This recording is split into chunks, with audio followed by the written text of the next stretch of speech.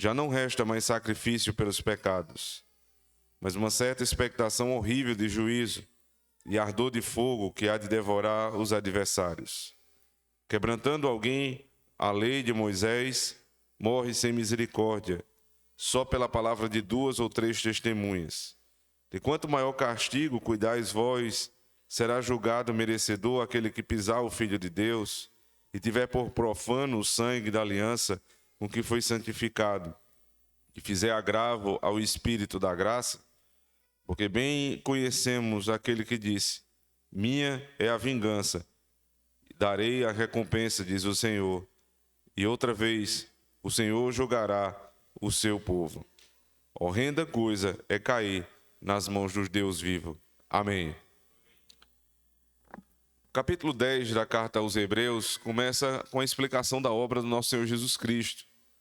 O que ele fez na salvação.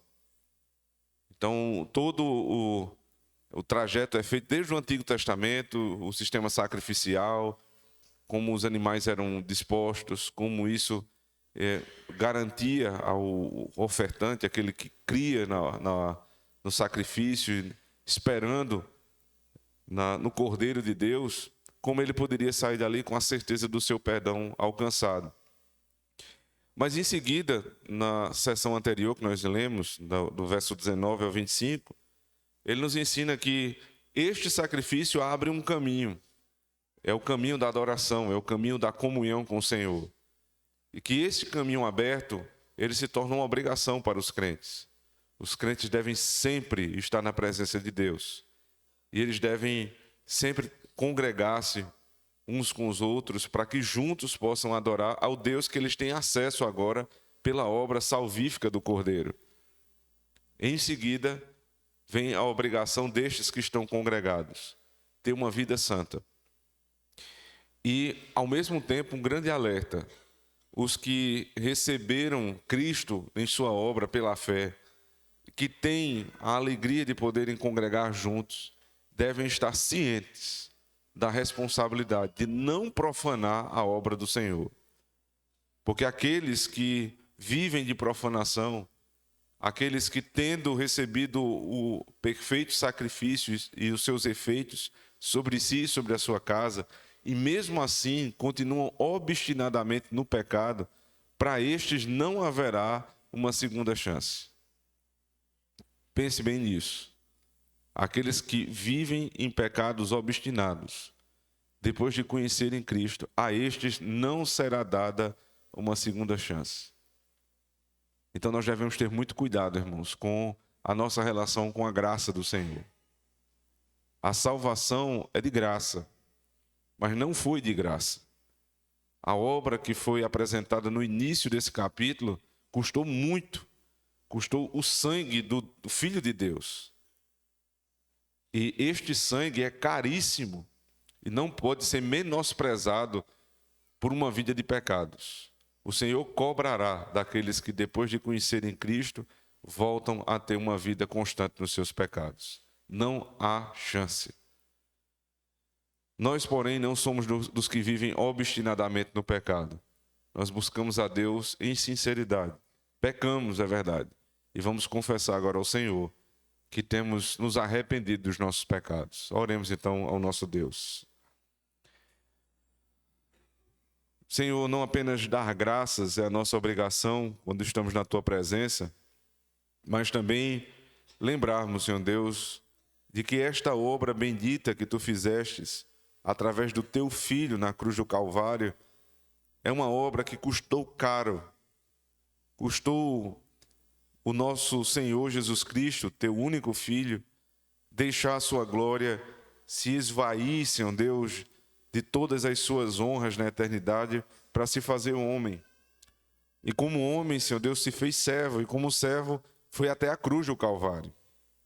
Indo à cruz, sofreu toda a ignomínia, toda a vergonha do pecado.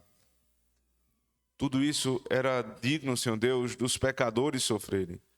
Mas Tu colocaste o Teu Filho no nosso lugar.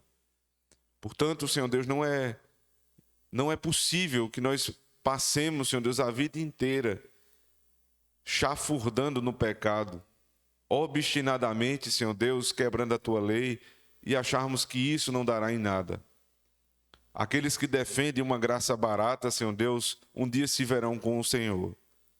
Nós, Senhor Deus, tememos e trememos na tua presença e pedimos ao Senhor, tenha misericórdia de nós, ó Deus.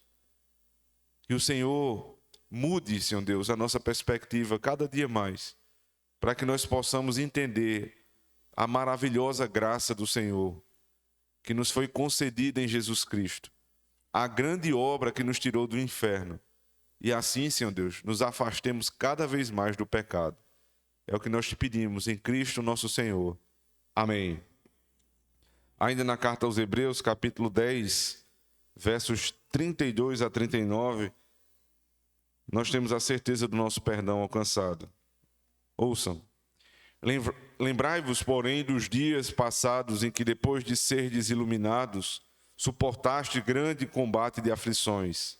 Em parte foste feitos espetáculos com vitupérios e tribulações, e em parte fostes participantes com os que assim foram tratados.